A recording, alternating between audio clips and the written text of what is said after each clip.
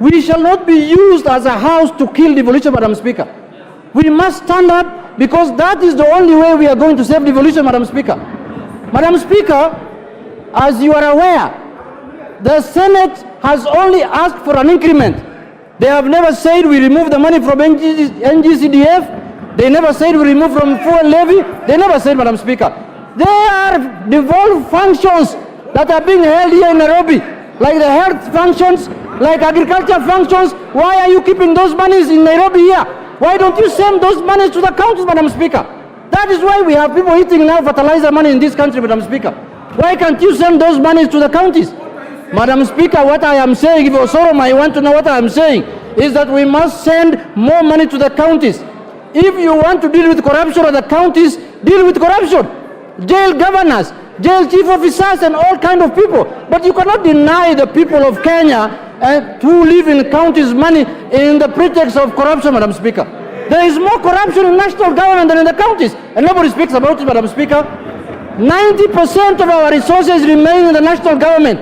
It doesn't remain in the counties. We are devolving less than 15% to counties, and we magnify the corruption there as though that is the only money that is in Kenya, Madam Speaker. Monies are in Nairobi. Monies are in ministries. Monies are in PSS and ministers here. That is why we are dealing with issues of fertilizer today, Madam Speaker. Madam Speaker, I want to urge this House, let us not be used as a house to kill devolution. What is going to bring life to this country? What is going to develop this country? What is going to make this country a first world country, Madam Speaker, is devolution. That is how Germany developed, that is how France developed, and that is how all democracies developed, Madam Speaker. Madam Speaker, I want to say this.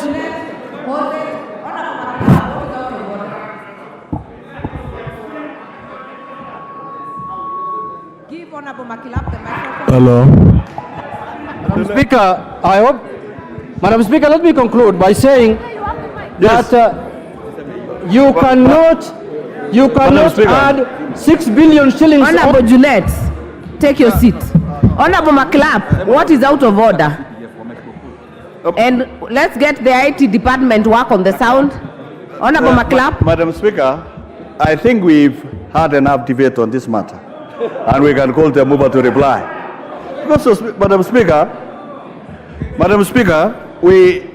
this matter is as good as done, Madam Speaker, and we can invoke Article 95 and call the mover to reply.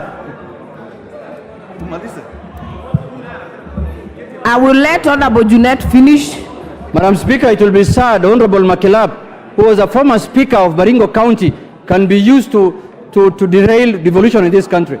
But Madam Speaker, we are dealing with a budget of 3.9 trillion, almost 4 trillion. And we are giving counties only 396 billion, Madam Speaker. And we have added this year, this financial year, only 6 billion shillings, Madam Speaker. If you divide 6 billion shillings by 47 counties, every county is going to get 30 million shillings. What kind of money is that? What kind of money is that? Is that enough to develop this country? Madam Speaker, let us be honest to each other. If we want to develop this country, we must devolve funds. If there are issues of corruption, we must deal with them. We cannot use corruption to stifle devolution, Madam Speaker. Madam Speaker, look at what's happening to devolution. Since the inception 2013, the devolution is struggling to get their required amount of money.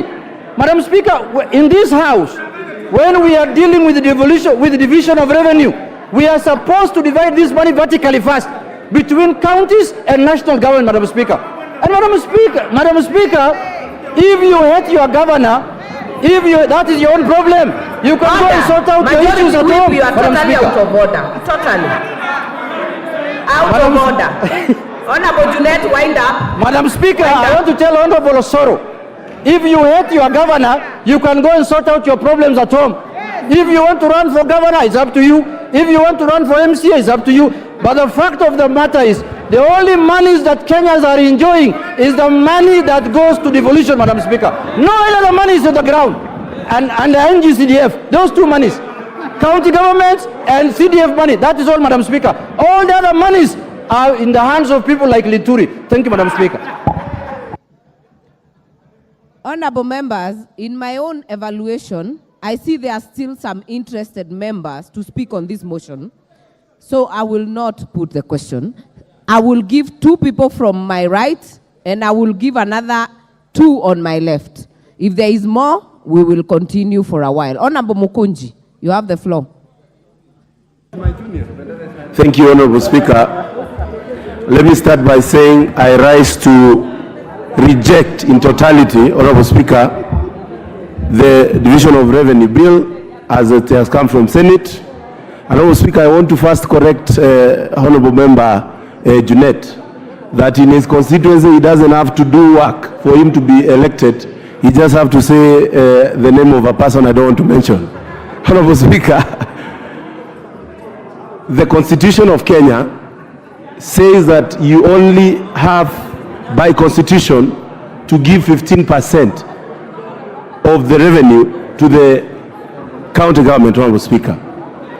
This year, Honorable Speaker, we have actually added from last year from 375 billion to 391 billion, Honorable Speaker, to the county governments. Honorable Speaker, many people will agree with me that the money that goes to the county is invisible compared to any other resources that come through GAF, NGCDF, and Honorable Speaker, money that is actually appropriated through CARE, Honorable Speaker. And it is unfair to continue adding these monies without seeing results, Honorable Speaker. I want to say that, Honorable Speaker, we need to actually encourage conditional grants to county governments more than giving them a budget line that is going, Honorable Speaker, to be going to their pockets and actually to salaries and remuneration and entertainment for our governors, Honorable Speaker. Honorable Speaker, we actually need to empower NGCDF and other funds, Honorable Speaker, because, Honorable Speaker, what we have done in this country in the name of devolution is created semi-gods and people who actually enrich themselves without the thought of our people that require resources and work to be done. Honorable Speaker, while we are discussing this, it is important for this House to critically think about empowering our county assemblies.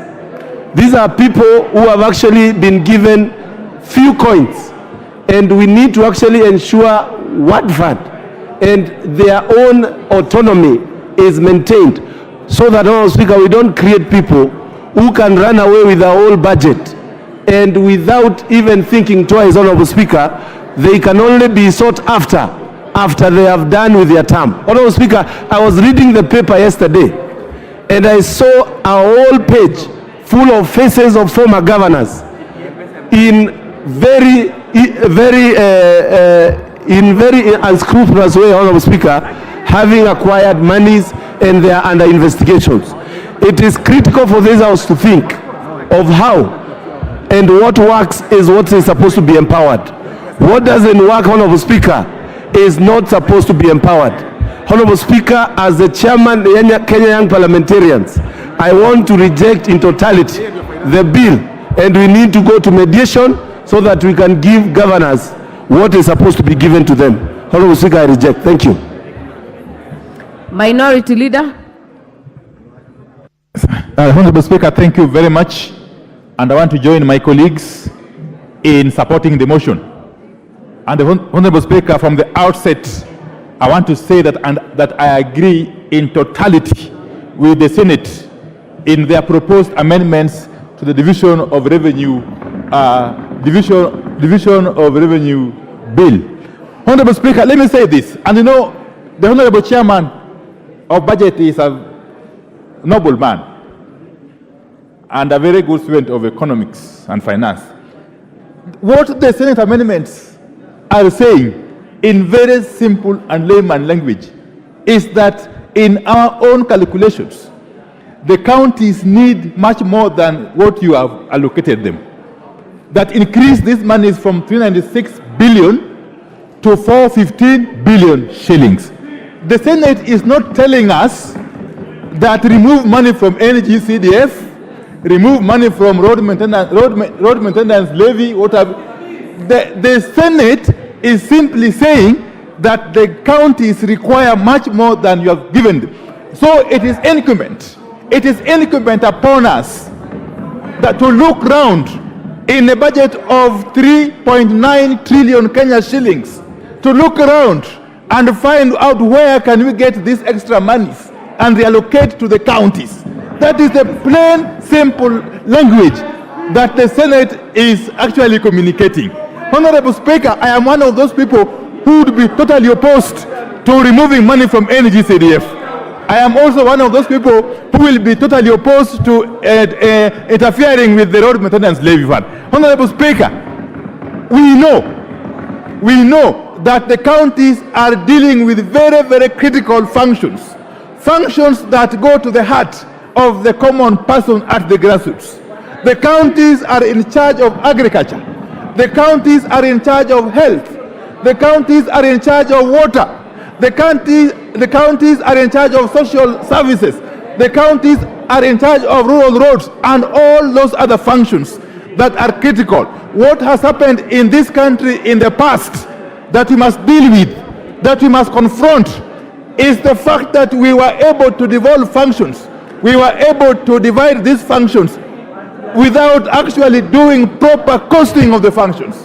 The end result is that counties have been given functions which they are unable to perform, Honorable Speaker. Counties have been given functions without the requisite funds to manage those functions. It is a duty, it is a historic duty of this House to right those wrongs. The only way to right those wrongs is to be reasonable, is to be sensible, is to address these issues objectively. Honorable Speaker, my own layman mind tells me that even the 415 billion that the senators are proposing could still be way below what the county governments need. Honorable Speaker, in the fullness of time, we might actually find that the county governments require much more money. Honorable Speaker, I'll be proposing that after this current budget cycle, we agree as a House to perhaps constitute a select committee, a special committee, to look at this whole aspect, this whole issue of functions and their costing. Honorable Speaker, unless we do that, we shall continue to starve counties of the monies they need to implement, to perform the functions that they have been accorded, Honorable Speaker. And therefore, Honorable Speaker, this is a no-brainer. I want to plead to my colleagues to support this motion and endorse the amendments as proposed by the Senate. Thank you, Honorable Speaker.